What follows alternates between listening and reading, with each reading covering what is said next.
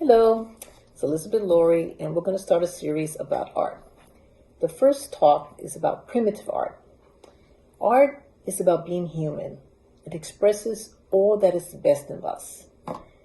The discovery of monumental caves of primitive art around the world about over a century ago.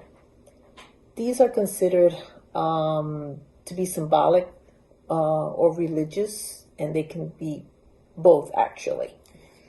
With just a flicker of a light that guided them into the caves, our ancestors painted these wonderful images. I downloaded a few for you to see.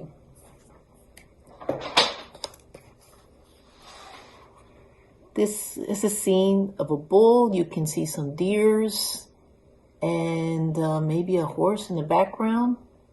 It's just amazing how things have not changed.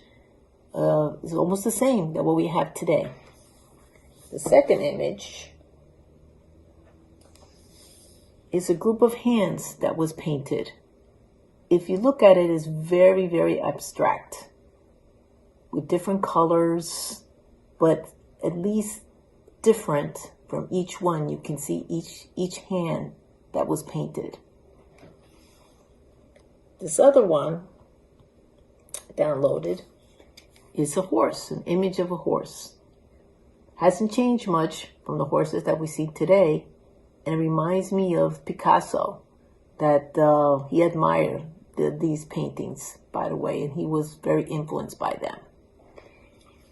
The last one, you can see the hunters with, looks like they were hunting deers, and stick figures, which people today still draw the stick figures. So for me, things haven't changed that much. Art is basically the same. And these drawings were done over, I think the last one they discovered is like over 75,000 years ago. So it hasn't changed much. We're doing almost the same thing. The materials that were used, there were pigments that they found in the elements in the ground, dirt, red ochre. Also, they probably used animal blood and their own saliva to mix it, and maybe even the animal fat to make it kind of thick. They applied it with paint, they probably with twigs, and used the hair of the buffaloes or the horses and tied it, and they painted on the caves.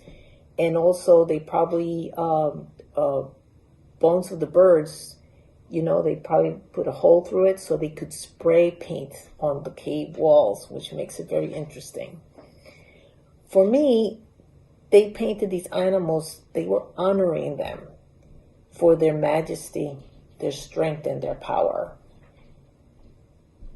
It seems that we haven't come a long way from those paintings of what we do now.